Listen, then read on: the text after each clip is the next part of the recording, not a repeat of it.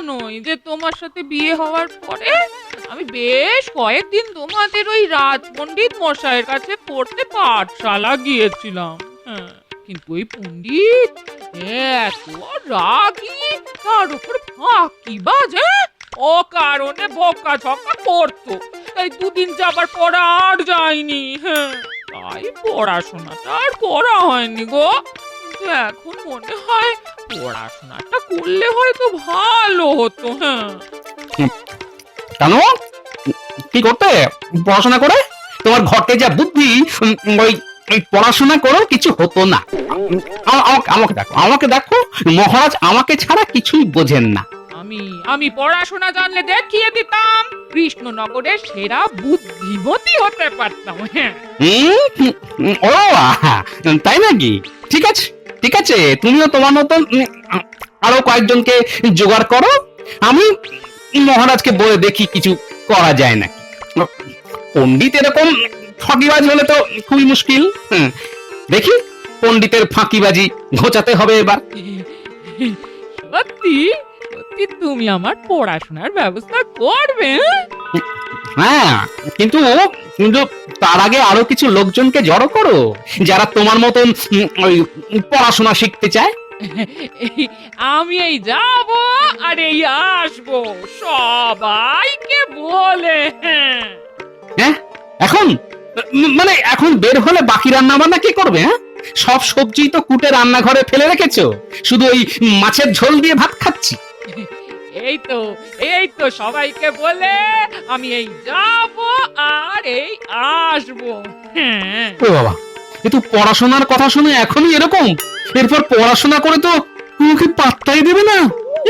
আরে বাবা, ভাত আছে, মাছ আছে, এই সবজি বানাতে কত আর সময় লাগবে বলো? হ্যাঁ, আঁচ নিভে গেলে এই তুমি না হয় উনুনে আঁচ দিয়ে দিও। হ্যাঁ হ্যাঁ হ্যাঁ, দিও। রাজসভায় যেতে হবে, এখনই যত ঝামেলা, ওদিকে আবার দেরি হয়ে যাচ্ছে।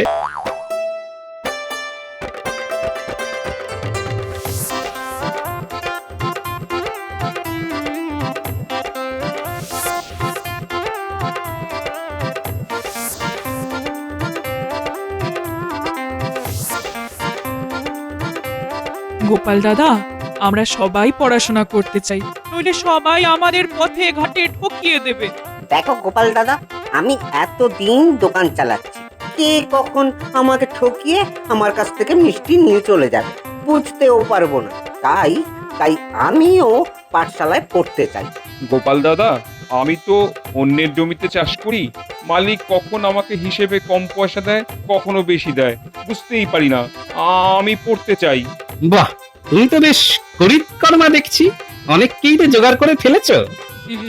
না তো কি, তোমার সাথে থেকে থেকে সঙ্গ দোষে আমি অনেক কিছুই শিখেছি। হ্যাঁ, এবারে পড়াশোনাটা করে আরো শিখবো।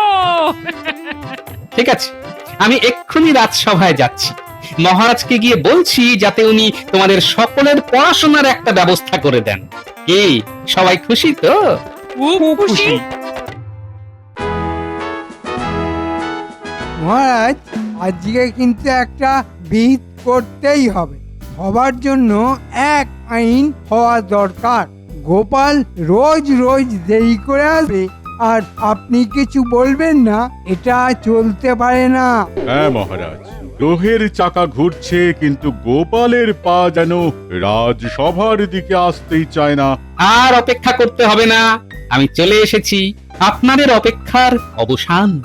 না না না না গোপাল, এটা কিন্তু একেবারে উচিত নয়। তুমি রোজ রোজ দেরি করে রাজসভায় ঢুকছো, সবাই তোমার নামে নিন্দে করছে, ছিছি করছে।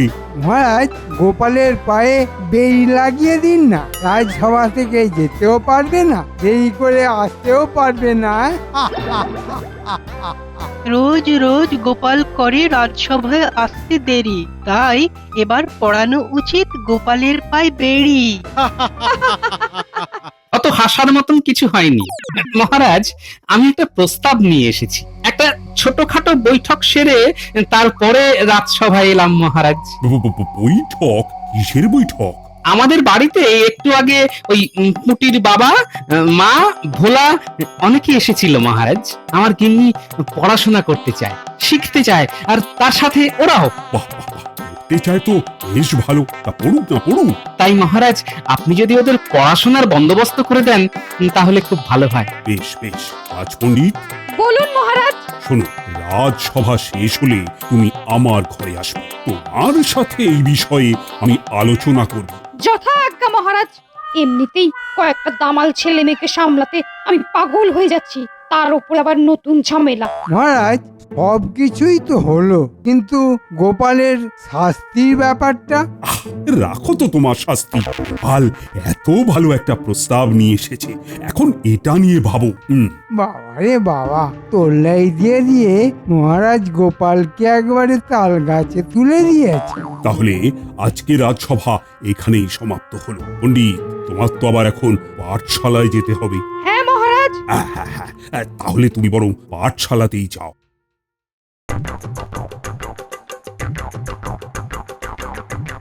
গিন্নি, ও গিন্নি, আরে কোথায় গেলে গো?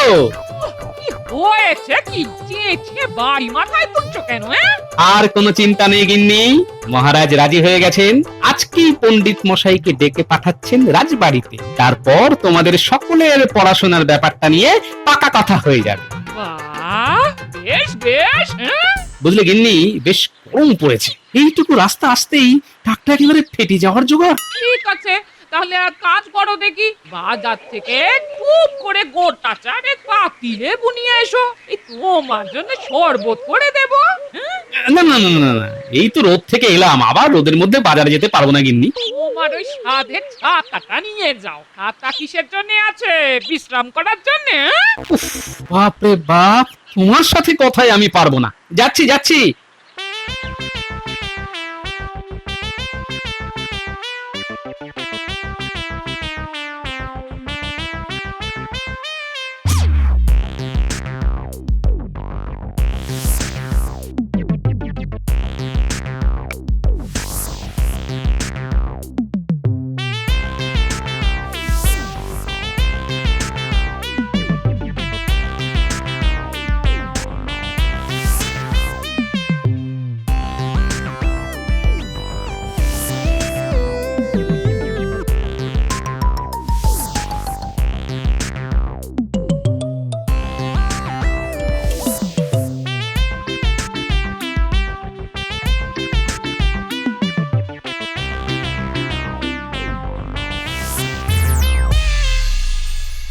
এই কিরে, তোরা পাঠশালায় পড়াশোনা না করে এই রোদের মধ্যে ঘুরে বেড়াচ্ছিস কেন?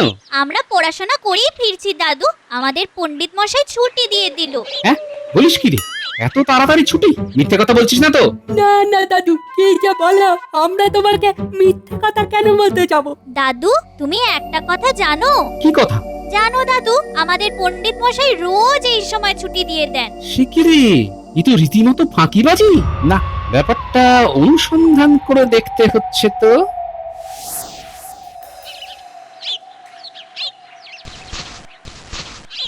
গিন্নি, গিন্নি, এত চেঁচাচ্ছ কেন? পুরো কৃষ্ণনগরে সবাই তোমার হাঁক ডাক শুনতে পাবে।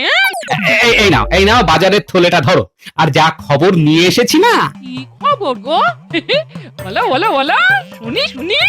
মহারাজ রাজি হয়েছেন, পণ্ডিত মশাইয়ের সাথে আলোচনা করবেন তোমাদের পড়াশোনা করার ব্যাপারটা নিয়ে। ও, কি মজা!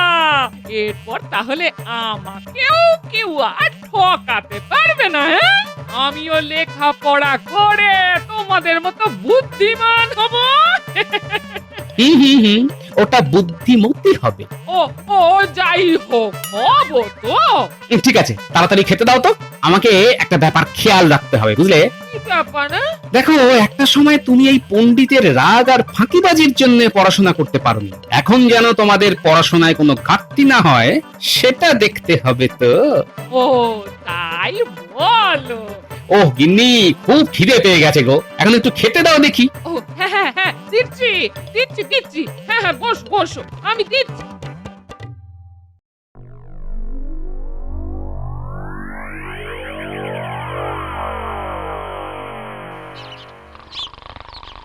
তিন একে তিন, তিন দুগুণ ভাই অনেক পড়াশোনা হয়েছে। আমরা রোজ তোতা পাখির মতো অকারণে বকে যাই, আর পণ্ডিত মশাই তো ঘুমিয়ে থাকেন। ঠিক বলেছিস। আরে ঠিক আছে, চল তাহলে আমরা বাইরে গিয়ে খেলি। না না, পণ্ডিত মশাই জেগে গেলে মুশকিল হবে, তার চেয়ে বরং এখানেই গুনগুন কর। হ্যাঁ, ঠিক বলেছিস। আমি যদি মহারাজকে এই কথাগুলো বলি তাহলে মহারাজ বিশ্বাস করবেন না, কিন্তু যে করেই হোক মহারাজকে ব্যাপারটা তো দেখাতে হবে। এই ফাঁকিবাজ পণ্ডিতকে জব্দ করতেই হবে, নইলে সবার ভবিষ্যৎ একেবারে অন্ধকার হয়ে যাবে।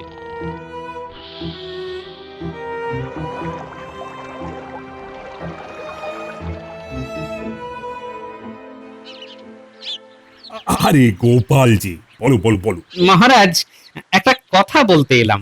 এই বলোই না, বলো। বলছি, আপনি আমাদের পণ্ডিত মশাইকে ওই কথাটা বলেছেন তো? হ্যাঁ, বলেছি বই কি, আর পণ্ডিতকে রাজিও করেছি। ওই আগামী পরশুদিন থেকে তোমার বউ আর অন্য ইচ্ছুক মহিলাদের আসতে বলো। যথা আজ্ঞা মহারাজ। তবে আমি বলি কি, শুভ কাজে দেরি করে কি লাভ আছে মহারাজ? কাল থেকেই যাক না ওরা। হ্যাঁ, আগামীকাল থেকে? ঠিক আছে, কিন্তু পণ্ডিতকে তো কথাটা বলতে হবে। থাক না মহারাজ, উনি তো কাল আসবেন পাঠশালায়, একেবারে আপনি আমাদের সাথে গিয়ে দেখে নেবেন, মানে মনের কথা বলে নেবেন সব। ঠিক আছে গোপাল, তবে তাই হোক। তুমি সবাইকে নিয়ে সকালবেলায় পাঠশালায় চলে এসো, আমিও চলে যাব, আর তখনই না হয় একেবারে পণ্ডিতকেও বলে দেবো। ধন্যবাদ মহারাজ, ধন্যবাদ। পণ্ডিত মশাই, এবার তো খেলা শুরু হলো, আপনার ফাঁকিবাজি এবার একেবারে ঘুচে যাবে।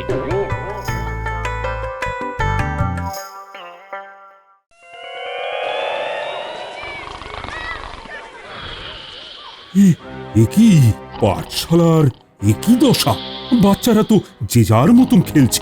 মহারাজ, পণ্ডিত মশাইয়ের অলসতায় পাঠশালা এখন পাঠ খেলা হয়ে গেছে। বটে, আমি খেলা ঘোচাচ্ছি। পণ্ডিত, পণ্ডিত, ওঠো, ওঠো বলছি। মা গো, এই দিনে দুপুরে পণ্ডিত মশাই কেমন নাক ডাকছে, হ্যাঁ? বাবা গো বাবা, হ্যাঁ? মহারাজ, পণ্ডিত মশাইকে ডাকার ব্যবস্থা আমরা করছি। হ্যাঁ, তাই কর, আমিও কিছু সাহায্য করছি। এবার পণ্ডিত বুঝবে খেলা।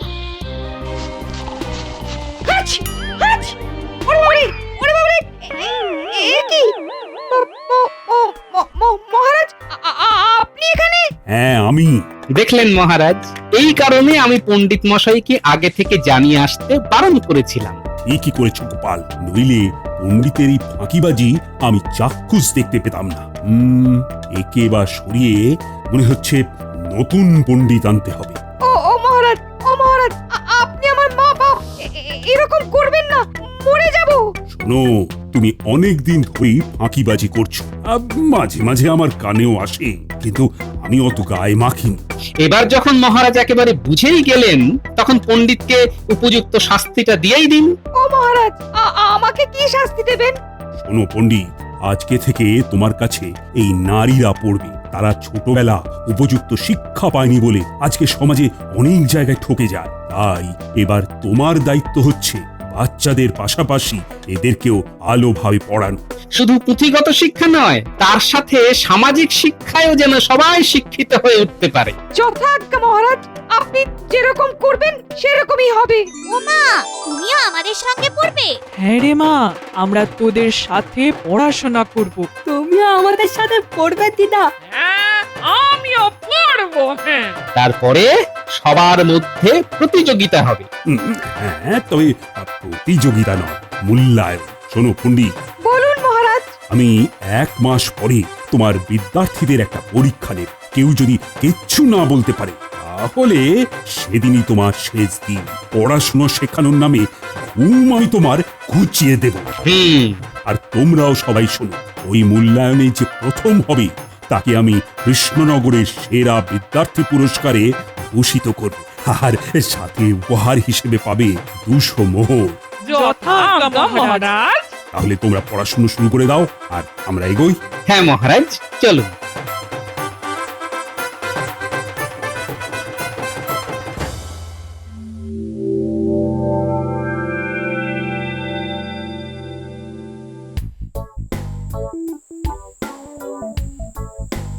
বুঝলে, এবার আমাদের একটা পাকা বাড়ি করা উচিত। হ্যাঁ, ওরে বাবা, পাকা বাড়ি? সে তো অনেক খরচ গো গিন্নি। আমি জানি তোমার 1 মাসের বেতন দিয়ে হবে না, কিন্তু তুমি যদি প্রত্যেক মাসে বেতন পাওয়ার সাথে সাথে এই কিছু কিছু করে ইট সুরকি কিনে রাখো, তাহলে কয়েক বছরের মধ্যেই আমাদের পাকা বাড়ি বানানো হয়ে যাবে। হ্যাঁ, বাহ, এই বুদ্ধিটা তো তুমি ভালোই দিয়েছো গিন্নি। আর হ্যাঁ শোনো, কালকে না পাকা রুই মাছ কিনবো, আমাকে সকালে কিছু পয়সা দিয়ে রেখো তো। হ্যাঁ? না না, আমি বাজার থেকে এনে দেবো, তোমাকে ওই মাছওয়ালা ঠকিয়ে দেবে, বুঝলে? আর ঠকাতে পারবে না, আমি যোগ বিয়োগ গুণ ভাগ সব শিখে নিয়েছি। শুধু এইটুকু জানলে তো হবে না গিন্নি, এর সাথে তোমাকে নামটাও জানতে হবে। ওটাও তো শিখেছি। 1 থেকে 10 অব্দি একদম ঝরঝরে মুখস্থ। কালকে আমি না এই 11 থেকে 20 মুখস্থ করব। হ্যাঁ, আচ্ছা ঠিক আছে, বলো তো 7 9 কত হয়? এই 7 9 63, 8 9 72, 9 9 81, 9 10 90। বাবা, আমি আর আগের মতো বোকা নেই। হ্যাঁ। এই শোনো শোনো, সকালে যেন না চাইতে এই পয়সাটা আমার হাতে এসে যায়। হ্যাঁ, গিন্নি, তোমার এই উন্নতি দেখে এত খুশি হয়েছি না যে কি বলবো। তোমাকে তোমাকে আরো বেশি করে ভালোবাসতে ইচ্ছে করছে গিন্নি।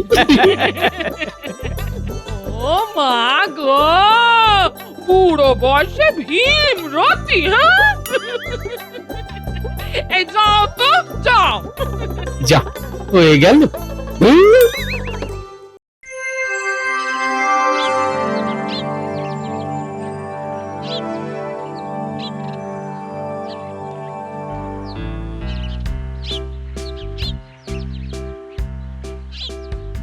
আজ আমার শিক্ষার 1 মাস হয়েছে। আজকে তাই মহারাজ সকলের একটা মৌখিক পরীক্ষা নেবেন। এবার আমি দেখতে চাই পণ্ডিত তোমাদের মনোযোগ দিয়ে পড়িয়েছে না আগের মতোই ফাঁকিবাজি করেছে। মহারাজ, আমি আমার বিদ্যার্থীদের এমন ভাবে তৈরি করেছি সবাই এখন খুব বুদ্ধিমান ও বুদ্ধিমতী। আপনি পরীক্ষা করে দেখুন। আমাদের এই কৃষ্ণনগরের সবচেয়ে বুদ্ধিমান লোক হলো গোপাল, তাই গোপালই প্রশ্ন করো। আমিও মাঝে মাঝে প্রশ্ন করব। হ্যাঁ, সে কি আমি? হ্যাঁ তুমি। আচ্ছা ঠিক আছে ঠিক আছে। আচ্ছা বলতো গুলটে, একটা গাছের ডালে 2টো পাখি ছিল, আরো 5টা পাখি এসে বসলো, এখন ওই গাছে মোট কটা পাখি আছে? খুব সোজা, 2 যোগ 5, মোট 7টা পাখি আছে। সঠিক উত্তর। আচ্ছা এবার ভোলা বলো তো, ওই ডালে 7টা পাখির মধ্যে একটা পাখিকে উদ্দেশ্য করে একটা বাঁদর একটা আম ছুঁড়ে মারলে গাছে কটা পাখি থাকবে? খুব সোজা, 6টা পাখি থাকবে।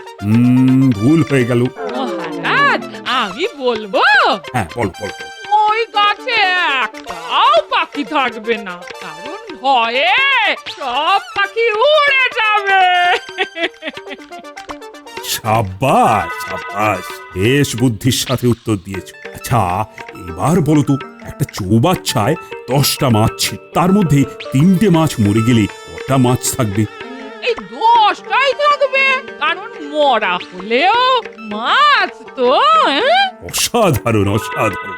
বাহ, ভালো উত্তর দিচ্ছ তো।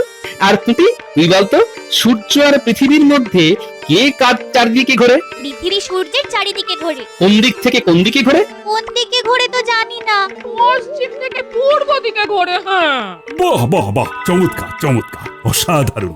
বাবা, দিদি তুমি তো সব টপ উত্তর দিচ্ছ। হিংসে করো না, হিংসে করো না, তোমার হিংসে আমার আশীর্বাদ। আচ্ছা হিংসার আরেক মানে তো ঈর্ষা, এই ঈর্ষার বানান বলো তো পুঁটির মা। হস্যই দন্ত স রেফ আকার। হ্যাঁ, আরে না না, ওটা দীর্ঘই আর মূর্ধন্য স রে আকার হবে। হ্যাঁ, একদম ঠিক। গোপাল বউ দুরন্ত জবাব দিচ্ছে। আচ্ছা এবার পুঁটির বাবা বলো তো, জলের অপর নাম কি?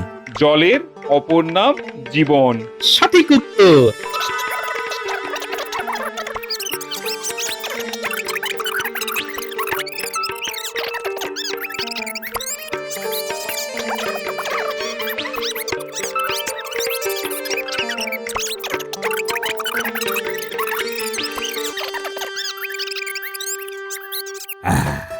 আজকে আমার এই পরীক্ষায় সবাই মোটামুটি ভালোই উত্তর দিয়েছে।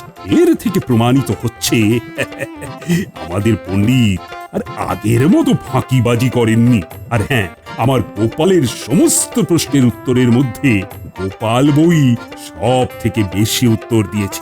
তাই গোপাল বউকেই আমি বিজয়ী ঘোষণা করছি। সাবাস গিন্নি, সাবাস।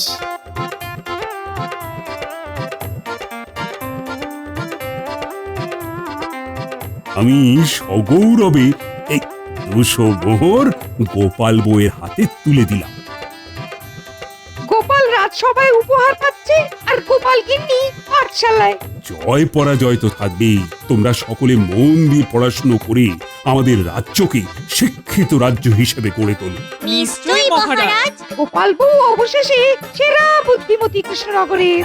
কৃষ্ণনগরের সেরা বুদ্ধিমান ও সেরা বুদ্ধিমতী এখন এক বাড়ি থেকেই বিরাজ করবে।